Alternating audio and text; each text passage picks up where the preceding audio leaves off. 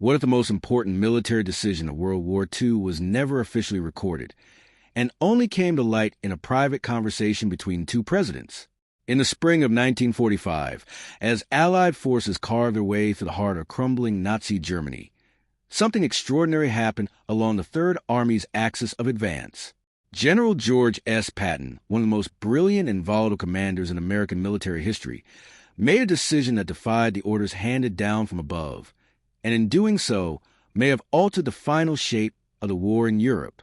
For decades, the full weight of what happened remained buried beneath layers of military protocol, political sensitivity, and the enormous noise of a war entering its final, catastrophic chapter. It was not until Harry S. Truman and Dwight D. Eisenhower found themselves together in a private moment, years removed from the thunder of battle, that the truth was spoken aloud, unfiltered, unhesitating, and devastating in its implications. If you have never heard this story, then what you are about to discover will change the way you understand the final days of World War II forever. If this kind of deep historical storytelling moves you, stories that pull back the curtain on the real decisions made behind closed doors, then subscribe to this channel right now. Hit the like button so more people can find this content. Share this video with someone who loves history. And drop a comment below telling us something you already know about Patton or something you've always wondered. Your engagement keeps this kind of storytelling alive, and this story is just getting started. To understand what Patton did, you have to understand who he was, and more importantly, who he refused to be. George Smith Patton Jr. was born on November 11th, 1885, in San Gabriel, California, into a family steeped in military tradition that stretched back to the American Revolution. From childhood, Patton was consumed by a single burning conviction, that he was destined for greatness on the battlefield. He graduated from West Point in 1909, competed in the modern pentathlon at the 1912 Stockholm Olympics, and by World War I had already demonstrated the kind of aggressive, independent thinking that would define, and sometimes endanger, his entire career. He was not a man built for obedience. He was built for victory, and in his mind, those two things were often in direct conflict. By February of 1945, Patton's Third Army had already achieved what military historians would later call one of the most spectacular sustained advances in the history of modern warfare. After breaking out at Avranches in late July of 1944, following the success of Operation Cobra, the Third Army had swept through Brittany, pivoted east, raced across France, and played a decisive role in the liberation of a continent. But it was in the brutal winter of 1944 to 1945 that Patton's legend was truly forged. When the Germans launched their massive surprise offensive through the Ardennes forest on December 16, 1944, what history would remember as the Battle of the Bulge, Patton performed a military miracle. He turned 3 full divisions 90 degrees in the dead of winter and drove them north to relieve the besieged 101st Airborne Division at Bastogne, Belgium, arriving by December 26. No other commander in the war had ever executed a maneuver of that scale, speed, and complexity under those conditions. But Bastogne was not the end. It was a door opening onto something even more consequential. As January and February of 1945 unfolded, the Allied High Command under Supreme Commander Dwight D. Eisenhower was formulating the final strategy for the defeat of Germany. The plan, broadly speaking, called for a broad front advance with Field Marshal Bernard Montgomery's 21st Army Group in the north taking priority, a decision that infuriated Patton to his core. Eisenhower's strategy was politically calibrated, logistically conservative, and designed to maintain Allied cohesion across a coalition of nations with competing ambitions. Patton's view was simpler and more brutal. Give him the fuel and the ammunition, unleash the Third Army, and the war would be over in weeks. He was probably right, and he couldn't stand being ignored. It was in this context, the tension between strategic restraint and aggressive opportunity, that Patton began making decisions that blurred the line between bold initiative and outright insubordination. The orders coming down from SAF, the Supreme Headquarters Allied Expeditionary Force located at Versailles, were clear about boundaries, objectives, and sequencing. Montgomery was to lead in the north. Patton was to support, not sprint.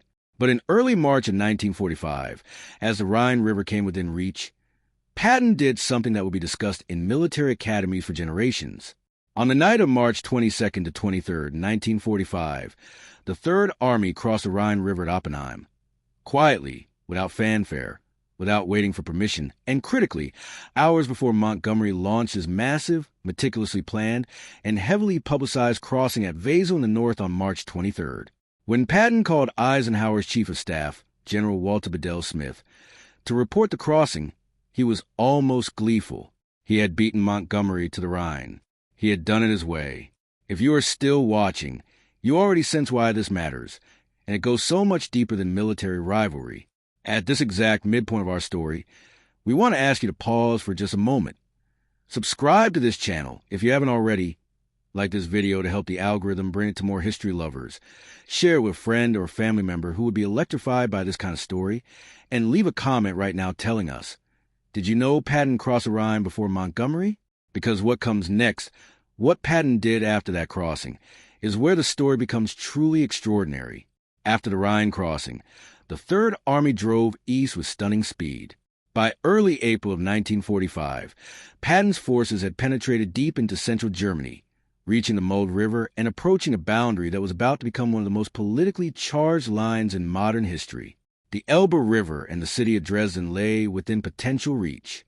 Prague, the capital of Czechoslovakia, was tantalizingly close. And here is where Patton's decision to alter his orders, not merely bend them, but functionally rewrite their intent through action, became historically explosive. Patton believed with absolute conviction that the Allied armies should push as far east as possible before halting, seizing as much territory as they could before the Soviet Red Army, advancing from the east, claimed it permanently. He was thinking not of 1945, but of 1955 and beyond. He was thinking of what Europe would look like when the war was over and the alliances dissolved. On April 12, 1945, President Franklin Delano Roosevelt died at Warm Springs, Georgia, and Harry S. Truman was sworn in as the 33rd President of the United States. The war in Europe would end less than a month later, on May 8, 1945, with Germany's unconditional surrender. But in those final weeks, the boundaries being established on the ground were already drawing the map of the Cold War. Patton's Third Army had reached the Czechoslovakian border, and in early May, with the war in its final hours, elements of the Third Army actually entered western Bohemia, reaching as far as Pilsen. But Prague remained out of reach, not because the military could not get there, but because a political decision had been made, coordinated between Washington and Moscow, that Soviet forces would liberate the Czech capital. Patton was furious. He begged his commanding general, Omar Bradley, for permission to take Prague. Bradley, bound by orders from Eisenhower and ultimately from the agreement made at Yalta between Roosevelt, Churchill, and Stalin in February of 1945, refused. What Patton did within those constraints, how he stretched, reinterpreted, and effectively modified his orders through the momentum and positioning of his army, became the subject of one of the most candid and revealing private conversations of the post-war era. Harry Truman and Dwight Eisenhower, two men who had navigated the impossible pressures of global war and its political aftermath, spoke about Patton with the kind of honesty that only exists between people who no longer need to protect anyone's reputation, including their own. Truman, who had an instinctive respect for directness and a complicated relationship with military hierarchy, reportedly acknowledged that Patton had operated in a space that no official order could fully govern. The space between what was written and what was done, between the letter of command and the will of the man executing it.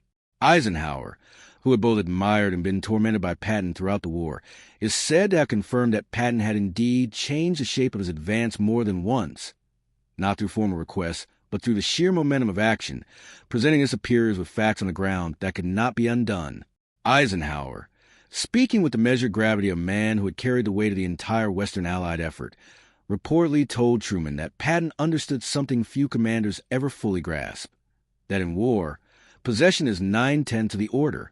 By the time a superior could object, the river had been crossed, the town had been taken, the line had moved, and in that gap between the order given and the reality created, Patton had shaped outcomes that no conference table, no communique, no directive from Versailles could have achieved.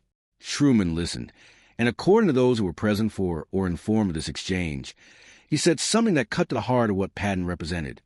not just as a soldier, but as a force of nature operating inside a system built to contain exactly that kind of force. He said, in effect, that Patton had done what great commanders have always done. He had made history faster than history could be planned. George S. Patton Jr. died on December 21st, 1945, in Heidelberg, Germany, from complications following a car accident, never knowing the full extent of how his decisions in those final weeks of the war will be debated, mourned, and ultimately vindicated by history. The territory his army did not take became the Iron Curtain. The cities he could not liberate spent decades behind it. The conversation between Truman and Eisenhower stands as one of history's quiet acknowledgments that the rules of war and the conduct of its greatest practitioners have never perfectly aligned, and perhaps never should. If this story moved you, shook something loose in your understanding of what the Second World War actually was at its deepest level, then please subscribe to this channel right now. Like this video. Share it with someone who needs to hear that history is never simple, and leave a comment below telling us the one thing you learned today that you will not forget. Because these are the stories that deserve to be told, and it is only your engagement that makes it possible for us to keep telling them.